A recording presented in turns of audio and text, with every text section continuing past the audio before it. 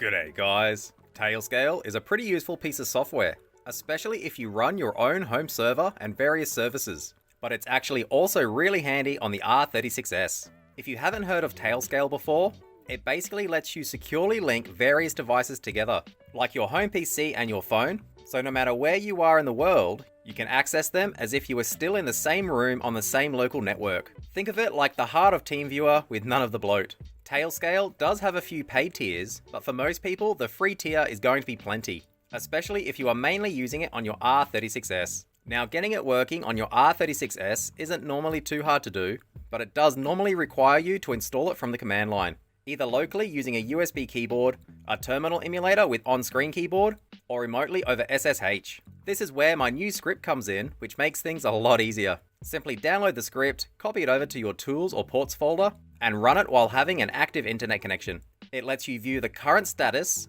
and Tailscale IP, start or stop the service, and install or completely uninstall it, all on the device itself.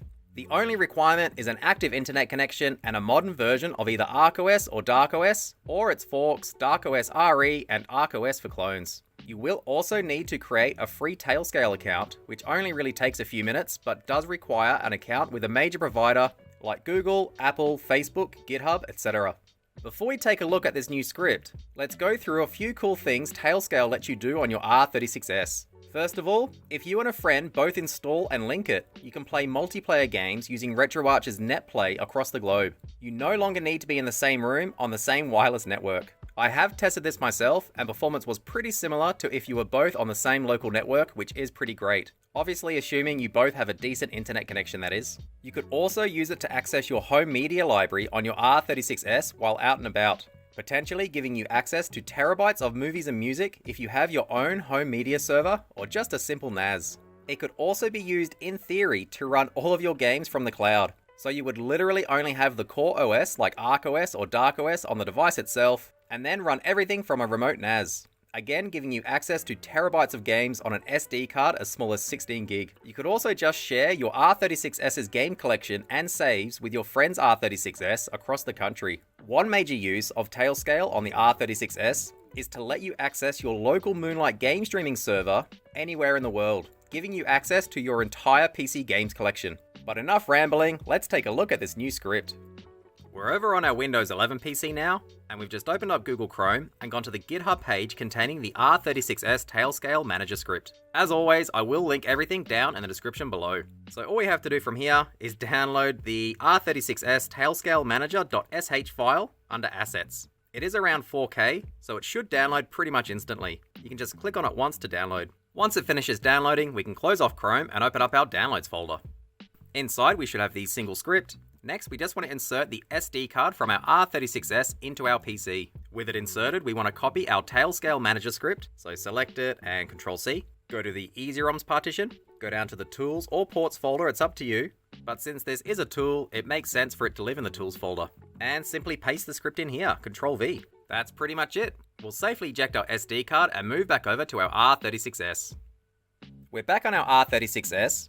And I forgot to mention we are trying this on the new DarkOS RE. If we press start and go down, you can see we are using the latest stable build, which at the time of filming is 03082026. Now before we install Tailscale, I do just want to get a benchmark in an easy to run game, something like Mega Man 2 for the NES. We just want to see if Tailscale running in the background slows the system down at all. I'll quickly enable the FPS counter, so bring up the RetroArch menu, go back to the main menu, go down to Settings, User Interface, On-Screen Notifications, Visibility, and Display Frame Rate. Perfect. We'll close out of the RetroArch menu, and we'll go into Bubbleman stage just because it does have a rapidly updating background. So we've spawned in, and it looks like we're hovering around 191 to 192 frames a second with fast forward enabled. We'll use that as our benchmark. We'll quit out of this. And before we run the new Tailscale Manager script, we do need to get our R36S online. I'll just be using my cheap USB wireless adapter. We'll plug it into the OTG port. And we'll press start, go down to options, and the very bottom, Wi-Fi. I'll connect to my access point. Perfect, it's connected. We'll quit out of the wireless front end. And now we'll go to the Tools folder at the very top, and we'll run R36S Tailscale Manager. So there's a few options here. You can check the status or view the IP, install Tailscale or show the link URL, start and stop the service, and uninstall Tailscale completely. If we go to check status, You can see it's not installed. So we'll go down to install and press A. It is downloading and installing it at the moment. This should only take a few minutes, so just be patient. And now it's finished installing. It does give us the authentication link. The first part of the URL will be the same for everybody, so you don't need to remember that. I will paste it down in the description below. But the string of characters after / is your unique ID. We don't want to press any buttons on this screen. We do want to leave it on, but we'll move back over to our Windows 11 PC to authenticate. You could also use your phone to authenticate, but I find it easier on a laptop. We're back on our Windows 11 PC once more, and we've just opened up Google Chrome and entered the Tailscale authentication URL that is displayed on our R36S. It does want us to sign in first, so we will sign in. And once logged in, it wants to know if we trust the device that we are authenticating. You can see it does say DarkOS RE-R36, so that is pretty cool. And since we do, we'll just click connect. That's it, our R36S is now authenticated. Once authenticated, it should redirect you to the main dashboard. Here you can see all of the machines that you have, as well as their Tailscale IP. This IP is very important and it is unique to each device. And at the very end, it tells you the current status. So you can see it is still connected. I haven't done anything else on the R36S. As you can see, it is still on the authentication screen. That's okay, it is already authenticated. If we press A on our R36S and go check status, I'm not too sure if it's very clear, but you can see it does say it's online and it tells us our Tailscale IP. Now having Tailscale on a single device is not very useful. So I think we'll also download and install it on our Windows 11 PC, just so we can talk between the two devices. So at the very bottom, we'll just click Windows since we are on Windows, and we'll download the latest exe and download. Perfect, we'll run it. We have to agree and install, and yes. So that's it installed, but we do have to authenticate it. So we'll click Get Started, sign into your network, and it automatically opened a new Chrome tab and redirected us to this authentication link. So it's asking, do we trust the device? We do, so we will go connect. And it was successful. If we go back to the Tailscale application, it says that we're connected and we can manage our settings. We don't care too much, we'll just click close. And there's also the setup program that says it's finished installing. We can just close that off too. Now on the main Tailscale dashboard, we can see we do have two devices and they are both connected.